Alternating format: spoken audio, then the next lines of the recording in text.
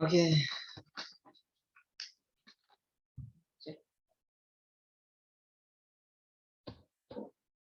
share-nya mana?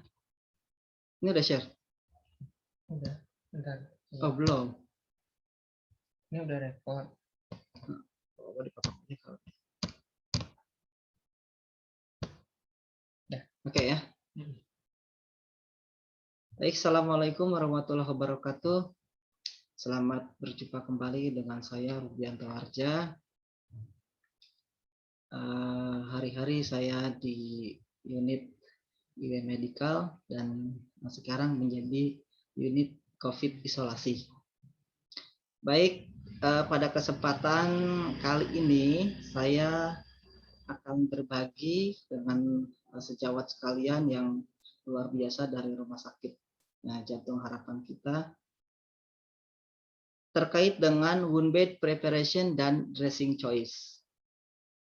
Di sini akan dibahas bagaimana pengelolaan luka dan pemilihan balutan yang tepat. Ini adalah yang saya ambil sendiri rumah sakit tercinta kita, tempat kita bekerja dan mengaplikasikan diri.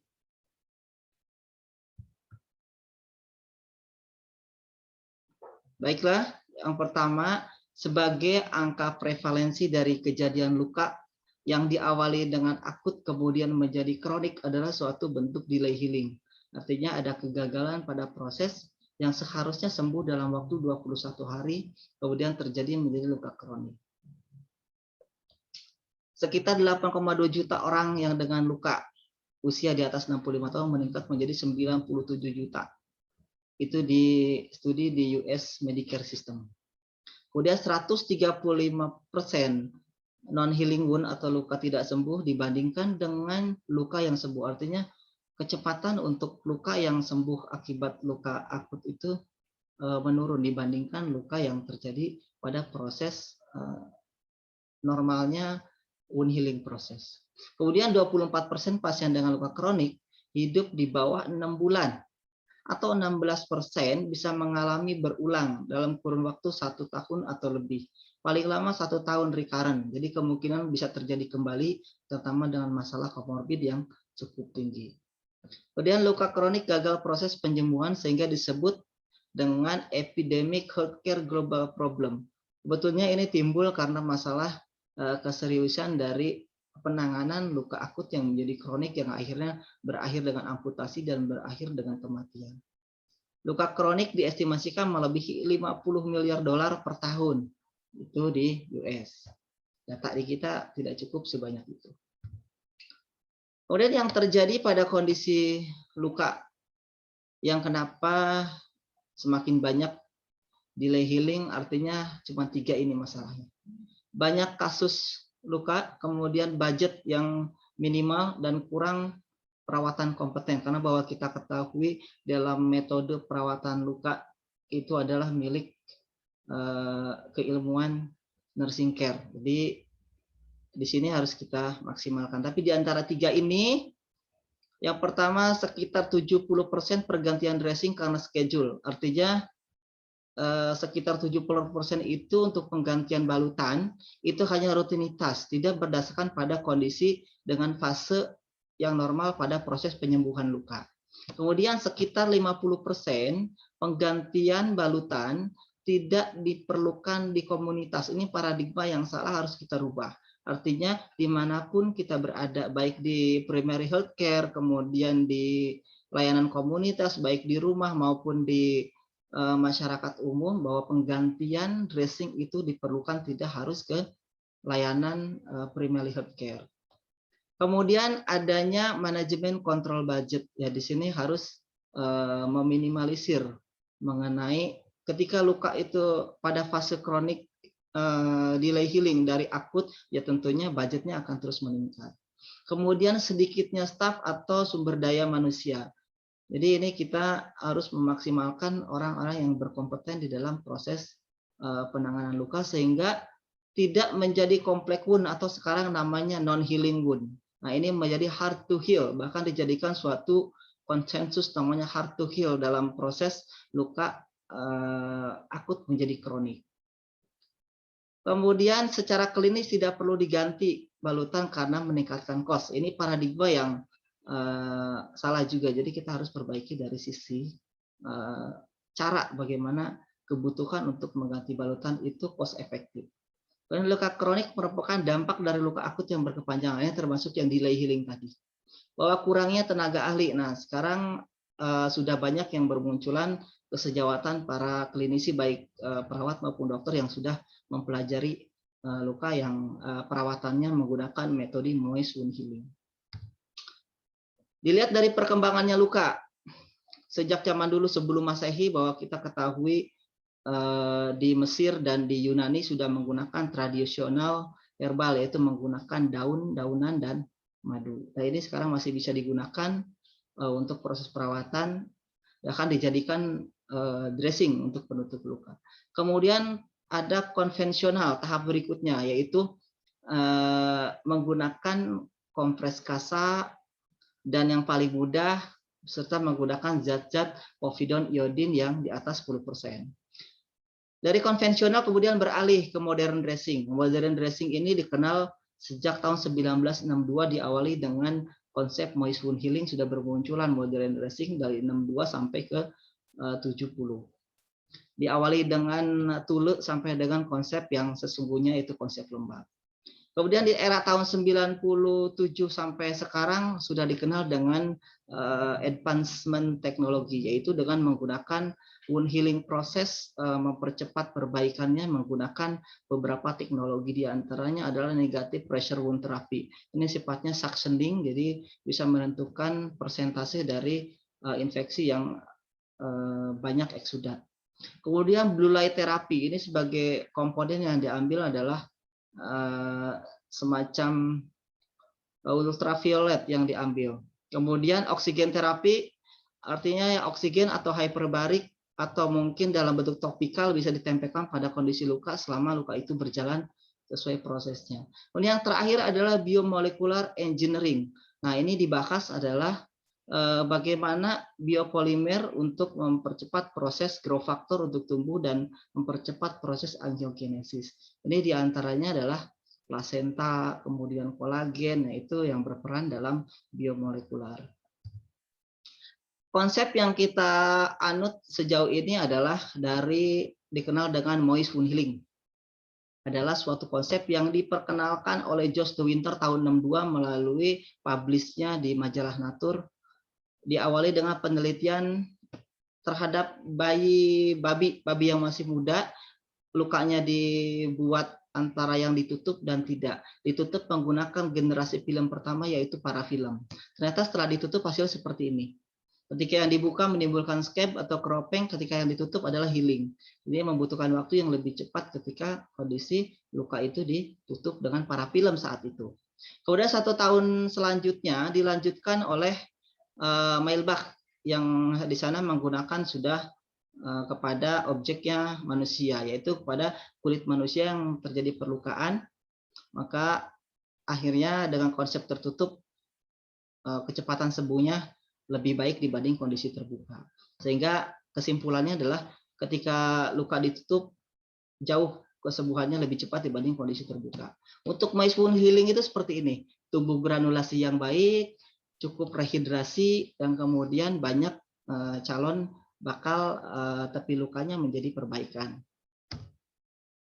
Nah, target kita yang akan kita bahas hari ini adalah bahwa wound bed preparation. Wound bed preparation itu adalah seperti ini, targetnya adalah sel granulasi. Ini adalah sel terkecil dari unit granulasi yang akan menimbulkan titik kesembuhan. Wound bed preparation adalah persiapan dasar luka. Artinya suatu sistematik bagaimana mengeliminasi segala penghalang yang mengganggu penyembuhan luka. Kemudian membuang jaringan nekrotik, benda asing termasuk debris atau jaringan yang tidak diperlukan. Kemudian adanya cairan sebagai penghalang pertemuan antara kuman dan biomolekular kita untuk suatu perlawanan. Ada biofilm, kemudian sisa dari balutan. Itu adalah untuk menyingkirkan benda asing, yang tujuannya adalah membuang proses-proses penghalang sebagai penyembuh luka. Nah, dari target wound bed preparation, semua kategori luka berwarna merah seperti ini. Ini targetnya. Jadi yang luka yang kita bisa lihat, sebagian besar yang ada sering kita lihat adalah infeksi ya, seperti ini bentuknya. Kemudian warna kuning, jaringan nekrotik warna kuning namanya SLAV. Kemudian nekrotik warna hitam, disebut jaringan nekrotik. Kedua ini adalah jaringan non-viable yang harus disingkirkan. Kemudian ada jenis lain, yaitu iskemia. Nah, ini kalau kita lebih memperhatikan, banyak kasus-kasus di kita iskemia yang banyak harus diselesaikan. Kemudian ada injury. Maka sekarang banyak diagnosis bukan lagi ulcer, tapi injury. Kemudian ada hiperkeratosit sebagai bentuk dari komplikasi diabetic foot. Ketika melakukan asesmen luka dalam menggunakan moist wound healing dalam bentuk wound bed preparation, yang diperhatikan adalah wound bed, kemudian peri-wound dan periskin. Wound bed adalah dasar luka. Kalau kita lihat, saya buat margin seperti ini. Nah, berarti ini area wound bed. Apa yang terlihat di sana? Lihat jaringan granulasinya. Kemudian lihat adanya biofilm yang mengkilap ini. Kemudian lihat adanya SLAV, jaringan yang warna kuning, dengan adanya cairan atau eksudat. Kemudian dilihat juga peri-wound, tepi luka. Nah, sekitar ini adalah tepi luka. Bagaimana tepi lukanya? Adakah terowongan atau undermining? Adakah tunneling atau tembusan seperti membentuk sinus? Kemudian kita perhatikan juga periskin. Periskin artinya kulit sekitar luka. Adakah maserasi? Maserasi itu komplikasi ya, di mana kulit terlalu berwarna keputihan karena posisi terjadinya terlalu basah dari luka itu sendiri. Kemudian ada udema. Kemudian apakah kulit kering? Khususnya pada masalah arteri ulcer. Yang gampang dilihat sekali adalah fase inflamasi. Nah, di sini bisa saja kemungkinan itu ada di periskin. Salah satu contoh ini adalah kasus pada chronically threatening ischemia atau arteri ulcer.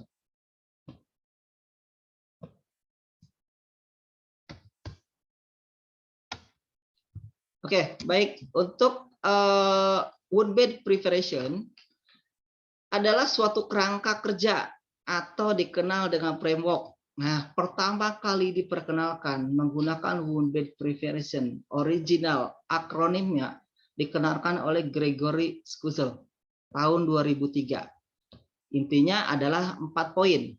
Ada tissue non-viable atau tissue management, infection atau inflamasi, kemudian moist turbulen, dan age of wound. Yang keempat ini bisa kita lihat pada gambar luka arteri ulcer yang 2 slide terakhir. Saya sederhanakan lagi dari framework TIME tadi menjadi seperti ini. Dari tissue management atau kita kenal dengan nama sebutan T, kita sebut nama TIME, itu adalah singkatan dari berbagai jenis luka yang di bawah. T adalah tissue management. Kita bisa membagi dua cara, dua teknik bagaimana mengelola tissue management. Tissue management adalah wound bed yang terlihat. Harusnya targetnya berwarna merah, ini masih ada berwarna nekrotik hitam, dan SLAV yang nekrotik berwarna kuning. Kita dua teknik yaitu selektif dan non-selektif. Ketika selektif artinya tubuh melakukan regenerasi sendiri untuk membuang jaringan yang tidak perlu non-viable dua jenis ini. Dia akan membuang sendiri, bagaimana memilihnya, tapi harus ada support menggunakan balutan yang akan kita apply pada posisi luka. Pertama adalah autolytic debridement. Jadi kalau teknik ini sudah menggunakan teknik debridement. Kemudian enzimatik, biological bisa menggunakan maggot atau belatung atau leech therapy. Leech therapy itu lintah. Terapi lintah ini dikembangkan awal tahun 2012-an lah di Malaysia waktu saya studi di sana. Kemudian ada sharp debridement. Sharp debridement menggunakan benda tajam, biasanya gunting, pisau, jarum, seperti itu. Kemudian non-selektif. Non-selektif itu adalah sifat pasif yang kita gunakan sendiri untuk menghancurkan jaringan yang tidak perlu. Biasanya menggunakan teknik surgical debridement. Nah, kalau surgical debridement yang melakukan adalah kompetensi surgical, tentunya kita kirim ke sejawat bedah. Kemudian hydropressure itu menggunakan tekanan tinggi air seperti scaling gigi. Nah, tapi itu khusus untuk posisi luka. Jadi menggunakan tekanan tinggi untuk melepaskan jaringan mati. Kemudian mekanikal seperti gauss. Kemudian ada juga menggunakan pinset dan ada menggunakan teknik-teknik yang model mekanikal. Kemudian semikal atau dikenal dengan kimia, zat kimia, diantaranya supernitrat dan surfaktan.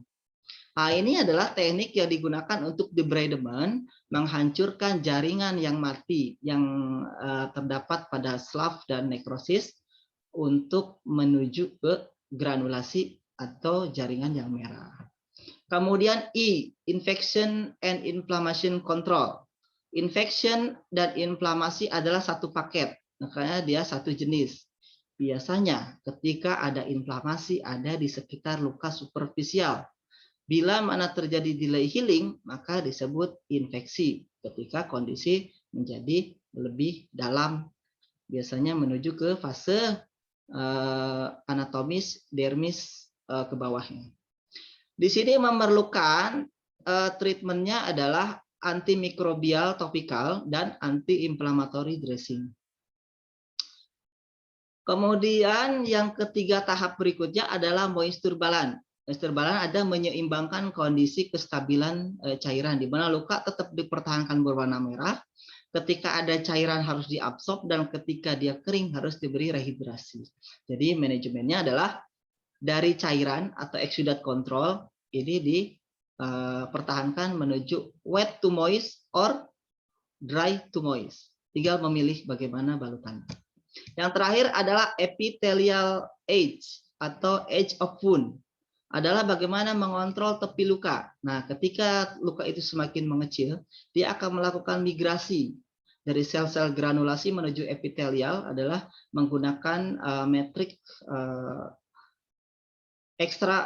extracellular metrik untuk menarik metrik sehingga granulasi bisa semakin menyempit dengan adanya proses epitelial. Dari keempat poin TIME ini adalah kerangka kerja disebut intervensi. Nah, actionnya atau implementasinya adalah teknik-teknik di bawah ini.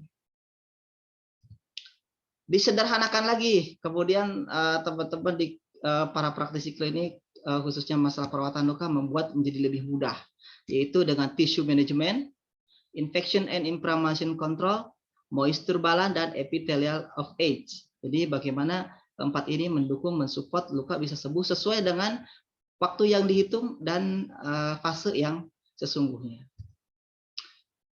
Kita bahas satu-satu untuk tissue management. Tissue management dari Skuzel yang tahun 2003 adalah tahap pertama, yaitu indikasinya non-viable, yaitu membuang jaringan yang tidak diperlukan, yaitu debris, slough, necrosis, dan frozen. Frozen itu yang luka cukup lama sembuh, bertahan pada kondisi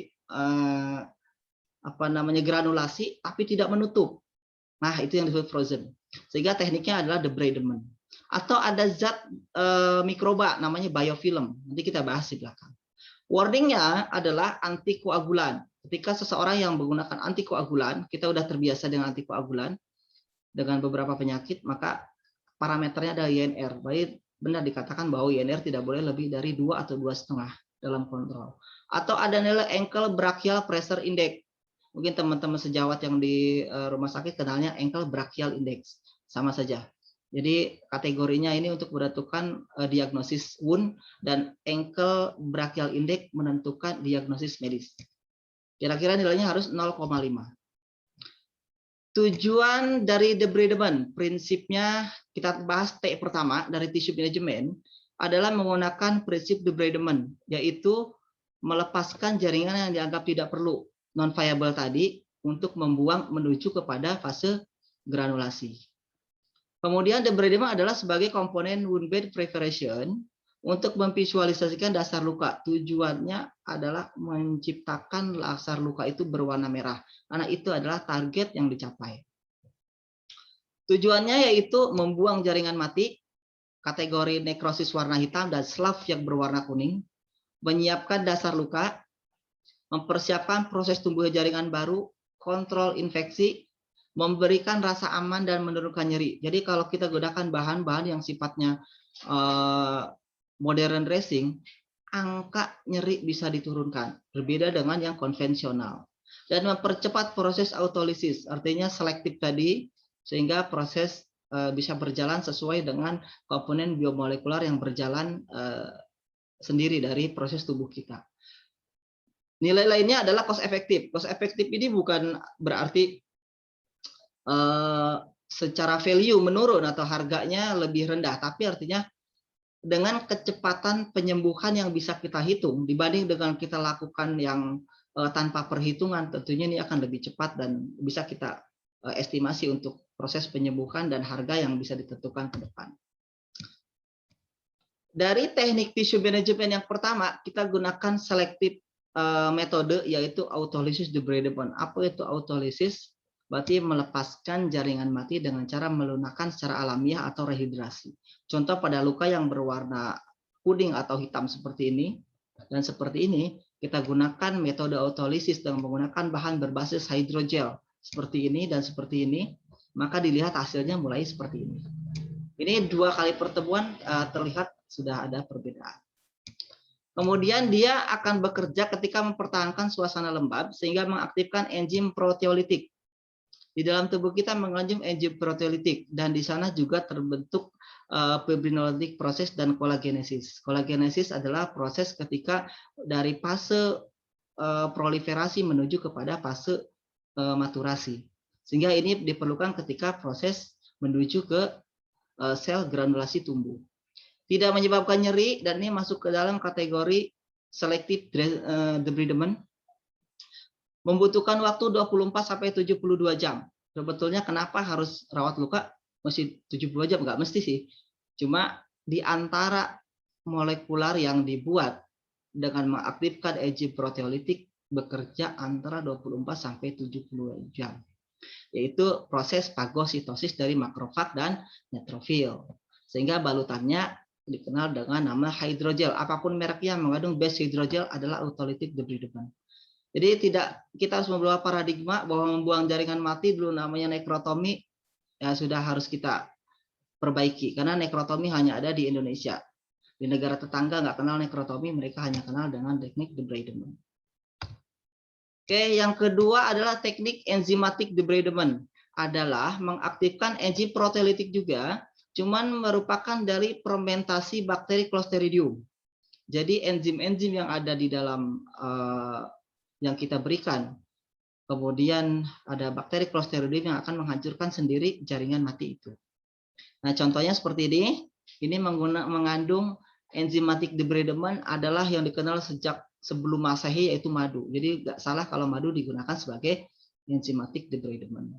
Contoh dressingnya adalah Medihani, ada Sanoxin. Nah, ini di Indonesia udah ada 2. Kalau Sentinel Collagenase ini di kita belum ada di Indonesia.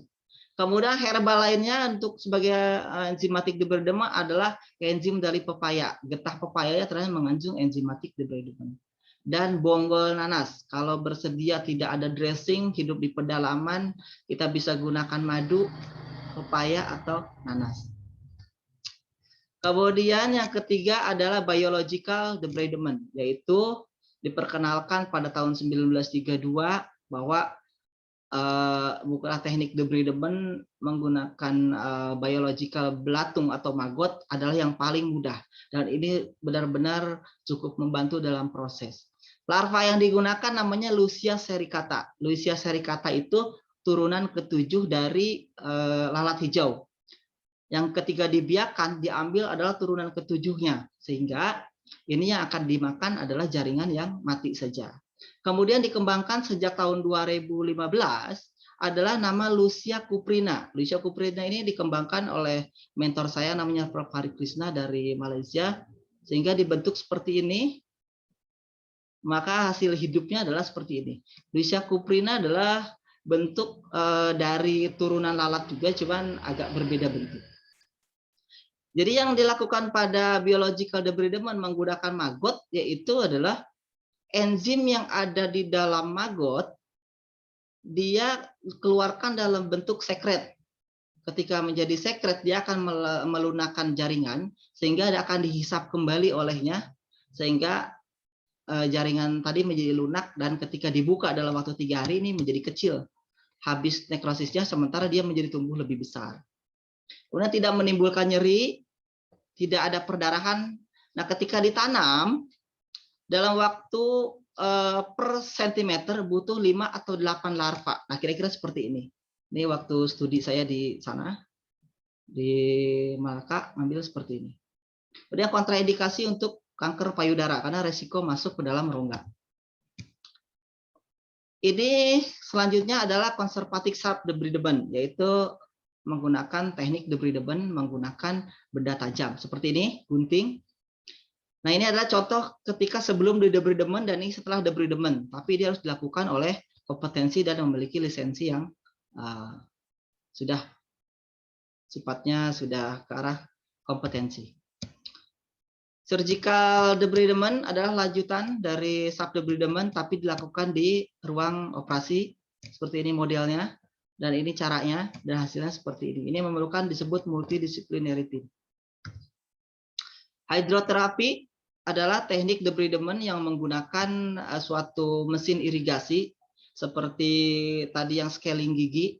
Dia hanya menggunakan teknik tekanan antara 4 sampai 15 PSI. Sehingga tekanannya tidak terlalu kencang, tidak merusak debridement untuk proses granulasi. Nah, yang dilakukan oleh klinisi sertifikasi. Untuk yang sifatnya sudah melakukan advance sertifikasi perawatan luka, pasti ini akan tahu dan bagaimana diajarkan caranya. Teknik lainnya adalah Gauss teknik, yaitu wet to dry. Teknik adalah bagaimana teknik untuk melakukan perawatan luka menggunakan membuang jaringan mati menggunakan Gauss atau kasa. Harusnya seperti ini, bukan kasa yang ada di pasaran untuk mencuci luka kemudian ditempelkan pada luka. Jadi artinya kasa yang seperti ini ditempelkan, dibasahkan, ditempel pada kondisi luka selama 4 atau 6 jam, kemudian ditarik ketika sudah mencapai 4-6 jam, yang tertempel tadi menjadi kering, kemudian dilepaskan secara bersamaan sehingga ikut tertarik di jaringan matinya. Nah, ini beresiko perdarahan tentunya. Tapi sudah tidak digunakan lagi karena memang beresiko komplikasinya lebih besar. Bukan yang kasa ditempel seperti ini. Sebenarnya ini maksudnya adalah teknik Gauss teknik, tapi cuma tidak tepat. Chemical debridement, yaitu menggunakan dulu namanya zat dakin atau sodium chloride. Ini digunakan untuk mencuci luka, tapi harus konsentrasinya kecil, tapi sekarang sudah ditinggalkan juga. Sekarang beralih kepada silver nitrat yang sifatnya kautik seperti ini. Nah, ini contohnya. Ini digunakan pada kondisi pergranulasi wound atau pada kondisi perdarahan. Hanya dengan ini caranya menghentikan perdarahan. Karena dijahit tidak bisa ketika kondisi varicose vein seperti ini. Masalah pada varises kaki. Tadi kita menggunakan T, kemudian kita menggunakan mode I atau infection inflammation control. Sebetulnya pada proses inflamasi adalah seperti ini yang terjadi. Jadi butuh waktu antara 0 sampai 3 hari atau ada yang mengatakan sampai 0 sampai 5 hari. Tapi yang terjadi pada proses inflamasi adalah 3 hari ini timbul tanda-tanda seperti ini. Ada edema, ada hangat, nyeri, dan kemerahan. Itu normal. Jadi tanda itu menunjukkan fase inflamasi. Biarkan saja. Kalau tidak kuat, ya minum hanya golongan. Tidak boleh meminum golongan steroid atau non anti steroid inflamasi karena akan merusak proses ini. Ketika minum NSAID, maka platelet akan rusak, makrofag tidak akan bekerja karena sudah pada fase ini sudah dihancurkan. Jadi ketika ada fase inflamasi, anak kecil jatuh, jangan dikasih obat-obat golongan ibuprofen. Ya, jadi akan merusak proses fisiologis dari fase inflamasi.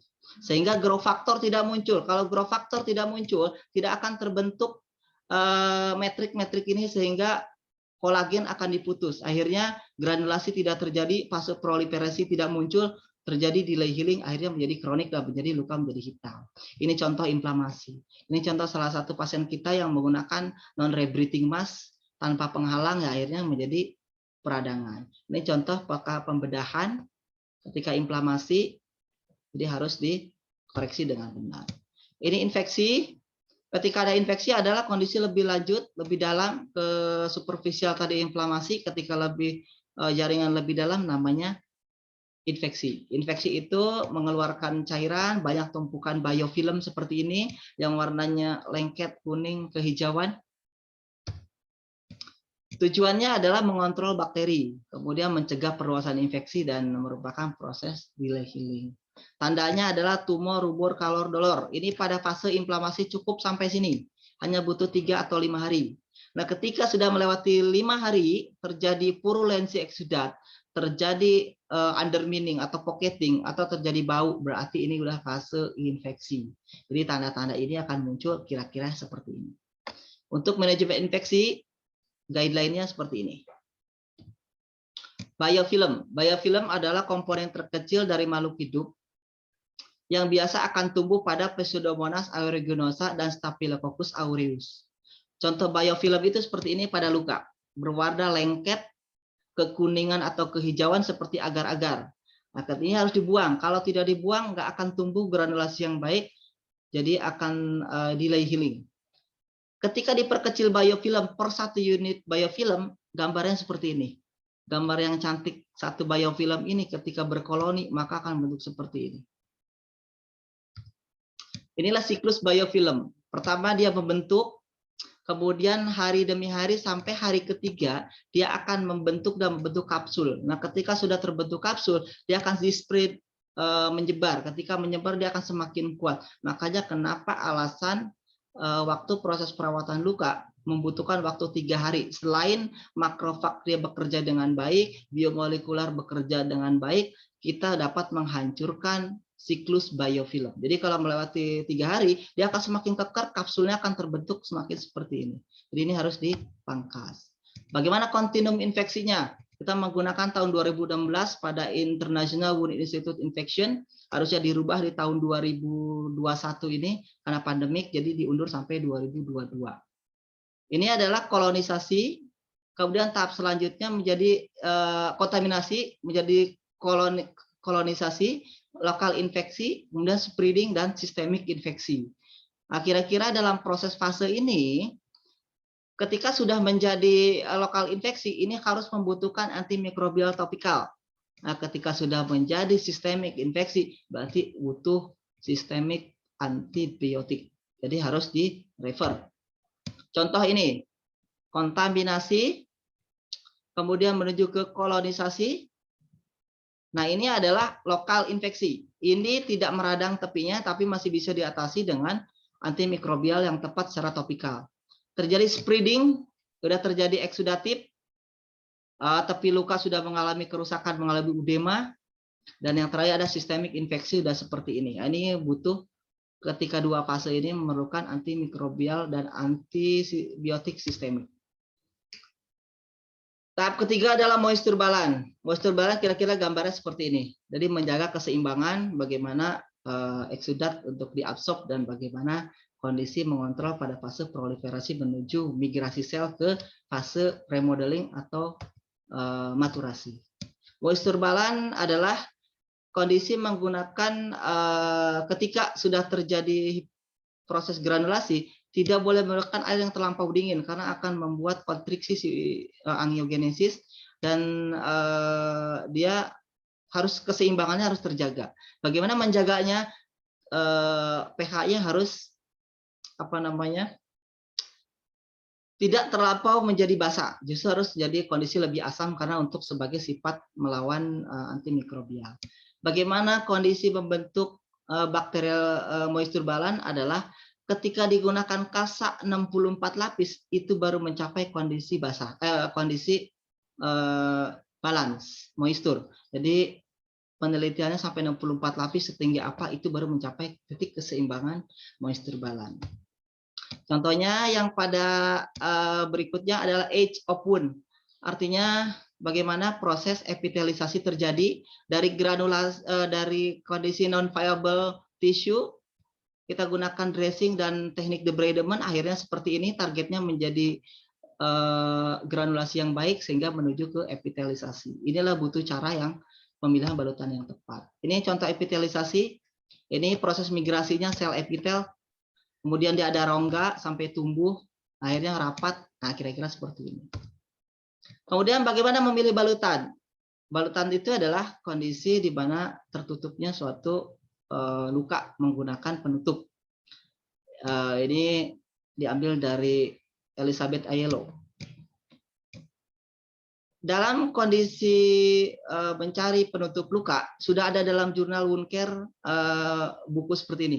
Kalau kita sering lihat MIMS sebagai buku farmakologi, bahwa di Wound Care juga ada buku ini hampir setiap 2 tahun sekali terbit untuk di seluruh dunia, bahan dressing dan produk yang akan muncul di seluruh dunia. Pada kaskade overlapping wound healing process, inilah yang terjadi. Bagaimana kita memilih balutan berarti harus memahami proses wound healingnya dulu secara normal. Ini ketika ini sudah tahu, maka akan menutup lukanya juga akan tahu. Sehingga para produk manufaktur pembuat dressing akan menilai dari sini mereka membuatnya seperti apa. Kalau di fase koagulasi 0 sampai kejadian pertama sampai 3 jam itu dikoagulasi, biasanya dibentuk kalsium alginat. Kemudian bagaimana promote inflamasi yang antara 0 sampai 3 hari. Kemudian bagaimana membentuk diproliferasi, angiogenesis dan epitelisasi sehingga butuh proses untuk mencapai kesembuhan di fase remodeling. Contoh bahan balutan yang digunakan pada tisu manajemen atau hidrogel, kira-kira bahannya seperti ini. Banyak produk-produknya adalah di Indonesia ada seperti ini. Dia sebagai support autolisis yang kuat. Yang kedua ada enzymatic debridement. Merupakan teknik debridement menggunakan proteolitik yang tadi. Contohnya seperti ini. Bagaimana dia bisa bekerja? Jadi karena dia sebagai efek dari selain membunuh kuman, dia juga untuk melepaskan jaringan yang berwarna kuning. Teknik lain pada kondisi inflamasi, tadi kan autolytic debridement termasuk ke dalam teknik tissue management. Nah, sekarang di inflammasi and infection control menggunakan transparent film dressing. Transparent film dressing yang kita punya seperti ini. Dulu ada namanya yang bergaris merah itu. Kita ada seperti ini. Ini untuk pasang IV catheter. IV catheter adalah insersi memasukkan suatu alat benda asing. Kenapa harus ditutup dengan ini? Adalah untuk mencegah terjadinya prolong atau wound healing, delay wound healing. Ketika ada fase inflamasi 1-3 hari, nah butuh ini. Kenapa pemasangan infus membutuhkan waktu harus diganti pada hari ketiga atau 72 jam? Ini alasannya. Adalah ketika fase inflamasi itu harus segera dilakukan recovery, apakah dengan dressing ataukah dengan cabut sumbernya. Ketika dia ini dipasang, maka akan kondisi mengurangi fase inflamasi pada saat benda asing itu masuk. Contohnya seperti ini. Ini pada kondisi gunakan pada beberapa kondisi masalah gout. Kalau ini transparan film menggunakan untuk skin barrier. Skin barrier menutupi luka supaya terjadi komplikasi namanya maserasi. Ini sudah publish jurnal yang saya lakukan sendiri di tentang efek dari transparan film dressing. Untuk antimikrobial topikal bisa menggunakan beberapa step dan produk, yaitu kadexomer iodine. Ini base-nya adalah povidone iodine, cuma yang 0,9%. Tidak boleh melebihi dari 1%. Karena ketika melebihi dari 1% menjadi toksisitas bagi sel granulasi untuk tumbuh. Kemudian ada zat lainnya yaitu namanya silver, membunuh sampai DNA. Biasanya molekulnya dia berukuran nano. Kalau kuman berukuran mikro, kemudian dia nano, sehingga bisa masuk menembus DNA. Ada yang lain yang kita kenal familiar, namanya DACC, dialkyl carboxyl chloride, yang dengan nama dagangnya yaitu Putimed sorbak. Madu juga sama sebagai antimikrobial sebagai enzymatic debridement. Yang lainnya adalah solution, namanya polyhexamethylbiguanide. Contoh di kita adalah prontosan. Kemudian ada diletin. Nah, ini sebenarnya paling bagus diletin yang menghambat interleukin 6. Nah, ini contoh-contohnya. Ini betadine, merek betadine, tapi iodin hanya 0,3%. Ini boleh digunakan. yang di atas 1%, yang biasa kita kucurkan coklat itu 10%, itu tidak boleh. Guideline-nya begitu. Mempertahankan moist, kira-kira seperti ini, tidak lengket ketika dibuka, dan balutan yang tepat. Nah, ini contohnya adalah hydrofoam. Beberapa merek banyak hydrofoam. Ya, ini contoh pemasangannya. Nah, ini kalsium alginat, selain sebagai bentuknya anti hemostasis, dia juga dapat menyerap cairan sedang sampai banyak. Coba ketika keuntungannya ketika dia menggunakan alginat, dia membentuk jelly ketika cairan itu sangat banyak. Kemudian ada base silikon. Silikon ada yang berbentuk layer. Ini bisa ditanam sampai 7 hari, hanya diganti penutupnya saja. Atau ada juga yang berbentuk dengan penyerap. Biasanya digabungkan dengan foam. Ini untuk menghilangkan scar atau apa namanya, sikatrik atau apa ya namanya, kelebihan hipergranulasi ketika tumbuh itu sikatrik, eskar lah namanya. Kalau hidrokoloid bahannya seperti ini. Nah, kalau kita di TP kan seperti ini. Ada beberapa contoh di kita namanya Pharmacol dan Duoderm CGF. Oke, age of wound. Artinya bagaimana mempertahankan kondisi kulit tepi luka menggunakan bahan stimulan kolagen. Nah, kolagen ini adalah biomolekular bioengineering. Jadi ketika tubuh kita mempunyai kolagen dan elastin tidak cukup kuat untuk proses penyembuhan, kita gunakan bahan-bahan ini. Masalah yang terjadi pada kondisi lansia dan dengan komorbid diabetes adalah sulit mencapai elastin dan kolagen yang baik, makanya dibutuhkan support dari luar. Algoritmenya adalah ketika menggunakan time management, ketika di fase T melakukan debridement, kemudian pilihlah dressing menggunakan hydrogel, kemudian enzimatik, dan ketika infection inflammation control, bioburden yang diatasi. Pada fase inflamasi, gunakanlah transparan film dressing atau hydrocolloid. Nah, ketika udah terjadi terinfeksi di superficial kemudian menuju ke dermis, butuh bahan-bahan ini. Ada PHMB, ada Kilbak, Optenidin, iodin, kemudian silver, kemudian sorbak, kemudian chlorhexidin dan charcoal. Ketika di moisture balance, kita butuh alginat, hydrocolloid, kemudian hydrofoam, bahkan yang sifatnya lebih advance adalah menggunakan super absorb dan natrium filler, dan terakhir adalah device yaitu negative pressure wound therapy. Nah, age of wound-nya adalah menggunakan transparent film dressing, kemudian zinc oxide dan stimulan kolagen. Terakhir adalah case study. Kalau kita lihat dari luka kronik seperti ini, pasien laki-laki 37 tahun, luka di malleolus, kemudian sudah pernah dilakukan IVLT. Setelah IVLT 8 bulan, coba dibersihkan sendiri. Ternyata lukanya malah meluas. Nah, kira-kira bentuknya seperti ketika ketemu kami di lapangan. Wound assessment-nya adalah ukuran luka diukur, kemudian ada jaringan nekrosis seperti ini, dan jaringan slab, ada infeksi disertai biofilm dan banyak eksudat. Nah, ketika dites ABPI nilai 1,1, artinya ini menuju ke venous leg ulcer. Dan ternyata setelah dikaji, GAP class-nya adalah C6, EP dan AS, dan prolong dari nilainya menunjukkan ke arah venous leg ulcer. Sehingga butuh manajemen tim. Caranya seperti ini. Ketika kita bersihkan setelah debridement, kita assessment, kemudian kita mapping. Mana area inflamasi seperti ini. Inilah area inflamasi, dan ini adalah wound bed-nya, dan ini age of wound-nya. Terjadi hiperkeratosis. Nah, kita batasi ini area panasnya. Kemudian kita gunakan anti-inflamasi menggunakan transparan film. Kemudian transparan film, dan yang anti kumannya adalah iodosob yang 0,9% golongan povidone iodin. Kemudian kita tutup dengan hydrofoam. Setelah hydrofoam, kita menggunakan 3 layer bandaging, karena yang hitungannya 1,1 nilai IBPI-nya. Sehingga kita gunakan bandaging seperti ini untuk memperbaiki valve dari vein-nya sehingga menjadi tidak ada leaking. Dan ternyata sembuh dalam waktu 21 hari.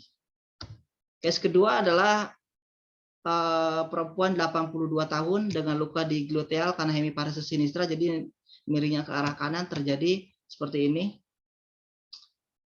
ada nekrosis dan slap. Ketika terjadi nekrosis, kita gunakan slap debridement dan anthracite gel sebagai autolytic debridement. Menggunakan octenic sebagai anti-infeksi, padding sebagai penutupnya, dan zinc oxide untuk skin barrier protection di tepi luka ini supaya tidak terjadi komplikasi dari anthracite gelnya. Kemudian setelah terbuka, setelah 2 kali pertemuan seperti ini terbuka, ini udah mulai ada perbedaan. Udah mulai ada granulasi walaupun ada slap yang masih ada disertai infeksi. Sehingga butuhnya adalah transparan film dressing untuk melindungi tepi luka ini. Dan ini menggunakan octadine gel, masih menggunakan gel. Tahap ketiga yaitu tidak menggunakan lagi hydrogel, tapi menggunakan lagi dengan debridement-nya, yaitu dengan swab kasa saja. Kasa yang tadi itu, yang ada dalam plastik kita swabbing, sehingga gunakan kalsium alginat dan alafin, tapi lukanya masih menggunakan transparan film dressing.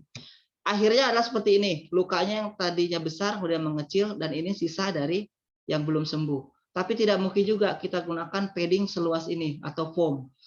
Foamnya harus kecil, tapi epitel ini harus dilindungi atau diselamatkan. Jadi menggunakan transparan film dressing ke arah sini, dan yang tengah luka ini menggunakan hydrocolloid saja sudah cukup. Nah, sehingga tingkat kesembuhannya lebih maksimal. Saya kira itu saja terkait dengan masalah perawatan luka untuk wound bed preparation dan nilai bagaimana menghitung menggunakan teknik balutan yang tepat. Saya kira itu aja. Terima kasih banyak. Mungkin teman-teman yang mau melihat referensi sudah saya buatkan. Saya cukup. Terima kasih banyak. Wassalamualaikum warahmatullahi wabarakatuh.